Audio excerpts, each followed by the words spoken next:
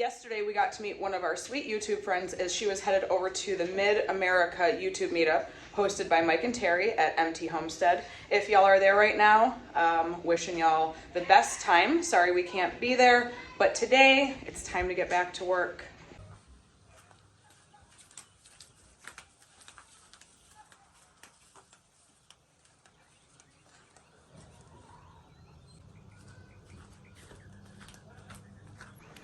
So this is the week that I've been hardening off all of our taller tomato plants. They're taking up a lot of space in my room and they are ready to be outside.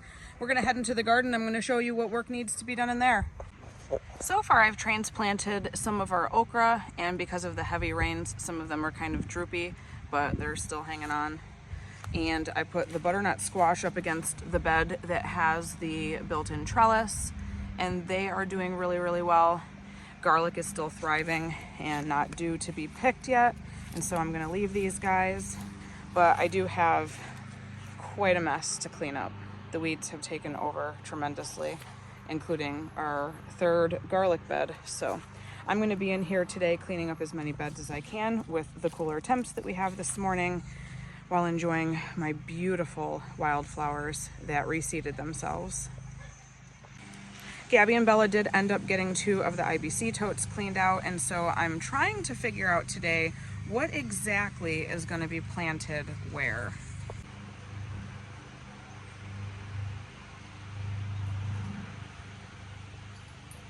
I still have all these tomato plants that are they are younger than the ones that I just showed you guys outside, so I'm grouping them into trays right now based on when they need to be hardened off next. So these guys are older, they are going into this tray. That way when it's time to start hardening them off, I can just carry the tray out instead of individual cups.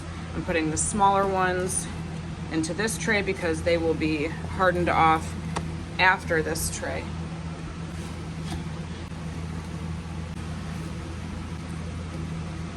I ended up getting 3 more full trays plus the 2 outside, which makes for 48 total tomato plants this year in the garden. I went a little bit more crazy this year with tomatoes than last year because last year I wasn't able to achieve my goal.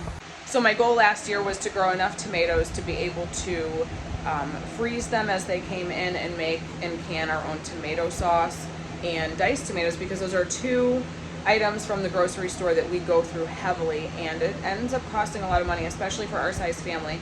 So this year I'm hoping that I achieve my goal.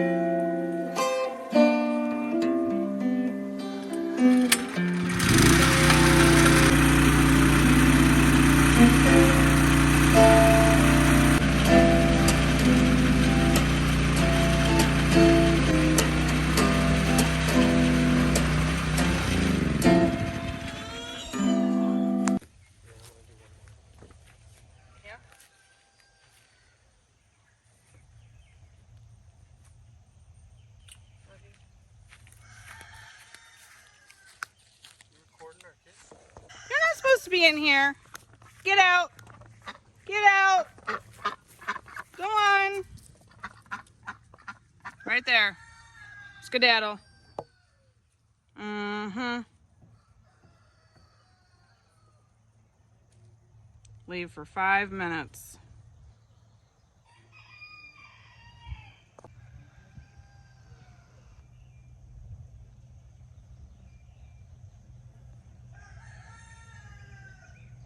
I decided to leave all the wildflowers in this bed. I picked out all the weeds and the extra junk, but they reseeded themselves from last year, and so I'm going to allow this to stay put for the pollinators. And then once the garlic is pulled, I'll have this to plant. The wildflowers kind of spilled over into this bed, so I left them as well, because as you can see, we've already got bees loving all over these wildflowers. That's what it's all about. So I can figure out another way to plant the food that I wanted to plant in here. I'm gonna let these guys have this bed. Look at them go. Get to work, honey bun. It's a wild ride is what it is. So yeah, these two beds are pretty much taken up right now. Garlic and wildflowers, and then wildflowers and probably try to sneak in some cucumbers maybe. But beds number 6 and 7 were last year's tomato beds. I don't really want to congest 2 beds again with all of my tomato plants. It was a nightmare. The blister beetles were out of control. And so I'm thinking amidst the okra, I might interplant some tomatoes. And then in bed number 3, put some tomatoes and interplant other companions. And probably just put tomatoes sporadically around the garden and do a complete companion planting situation. Well, it's only 68 degrees out. The sun is out full force. There's no cloud coverage, but the weather app shows that we're due for cloud coverage around 3. So I'm going to take a quick break while Lewis runs to the fire department in Oklahoma and grabs another 2 tanks of water for the cistern. Then I'll be back out here to finish cleaning up. Weekends are pretty busy for us. This is when Lewis has off from his 9 to 5, when we fill water, get in the garden, do extra homestead projects. We still have so much going on here, including trying to get this old coop disassembled and rebuild something smaller for their new run. They still don't have a coop for. We just have a cupboard in there right now. It's working well, but we do need an actual coop. So hopefully within the next couple of weeks, now that the weather has broken and the rain has subsided, we could get out here and get some real work done. What? What? Somebody's talkative today. You can get your head stuck again. Bud, I don't got nothing. Oh, thanks for that. That was lovely. You gotta stop doing that. You want a treat? You want a treat? Yeah? Pretty boy. I'll go get you something. Action! Rowan! Come on! Oh, he knows. I told him I was gonna treat. No, you did that one.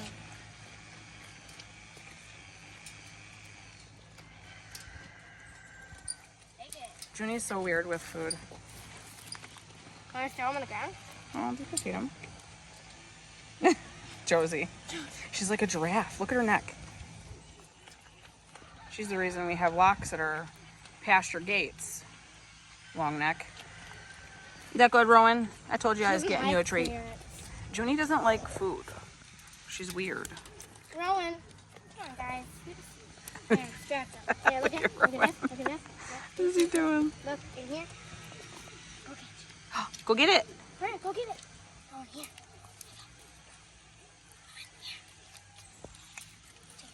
No. No. She's such a slob. Hurry up and chew.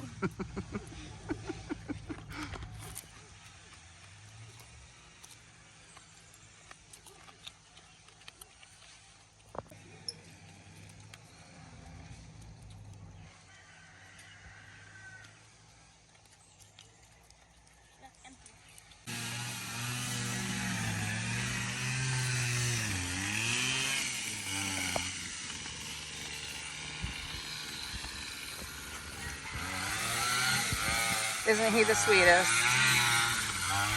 getting in the garden for me.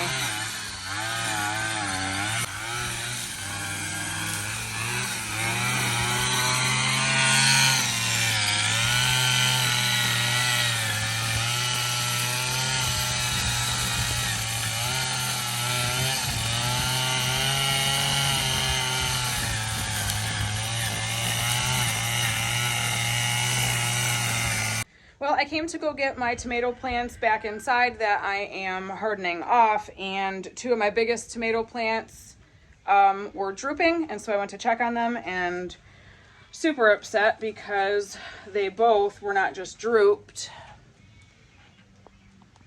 they cracked.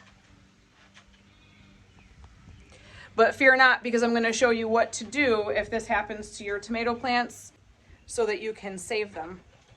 Afternoon, y'all.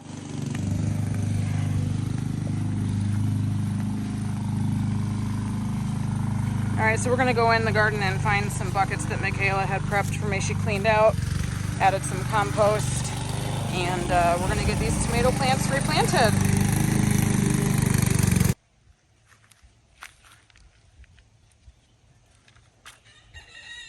So I'm gonna go ahead and I'm gonna dig quite a deep hole in this bucket because I'm not gonna completely crack the tomato plant off of the root system. I'm just going to remove,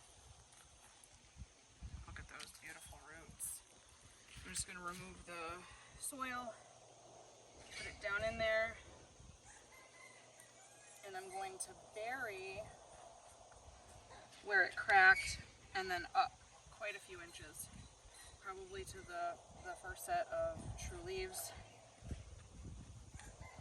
And essentially what's going to happen is for the next 10 days I'm going to keep these two plants super moist. And what's going to happen when you bury the stem of a tomato plant, they will naturally, even if they're not cracked like mine two just did, naturally a tomato plant will start to grow more roots up the stem. And so that's the plan with these guys to save them. Bury them super deep and keep them super moist for the next 10 days. And I'm going to put a cage around both of them to stabilize them, but we should be fine. We'll get more dirt for that.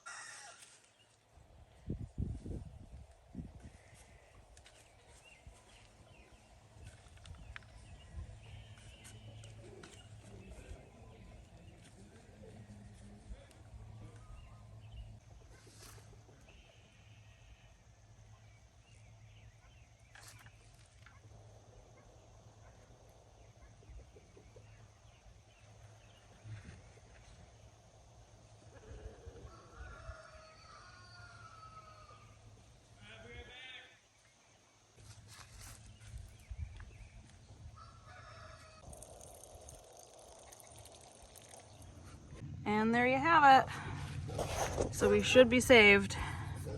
Just got to make sure to be diligent, keep up on the watering, and allow the stem to regrow its root system.